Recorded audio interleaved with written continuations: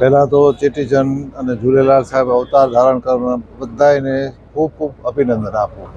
આવતું વર્ષ આવતું હરેક સમૂહ અમારા સમાજ માટે, વિશ્વ માટે કલ્યાણકારી, સમૃદ્ધિભર્યું, સુખમયું નીવડે એવી પ્રભુ પાસે ઝૂલેલાલ સાંઈના ચરણોમાં વિનંતી. રાજકોટમાં રાજકોટની પૂરા વિશ્વમાં ઝૂલેલાલ સાહેબની બહુ ઉમંગ ઉત્સાહથી ઉજવણી કરવામાં આવે છે. બહુ ખુશીની એક લહેર છે. ભંડારા થાય છે, પૂજા અર્ચના થાય છે અને વિશ્વના કલ્યાણ માટે સૌ પ્રાર્થના કરે છે.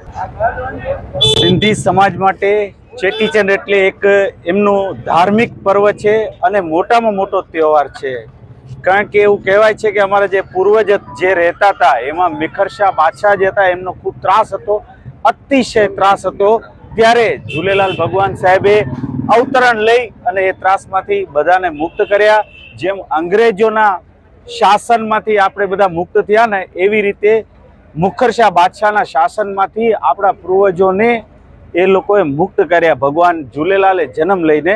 અને એ ઝૂલેલાલ ભગવાનનું અવતરણ દિવસ ચેટીચંડ આજે દરેક સિંધી અલગ અલગ રીતે, અલગ અલગ યોજનાઓથી, અલગ અલગ મતલબ ઉત્સાહથી રાજકોટ નહીં પણ આખા ઇન્ડિયામાં જ્યાં જ્યાં સિંધીઓ વસે છે ત્યાં ઉજવાય છે.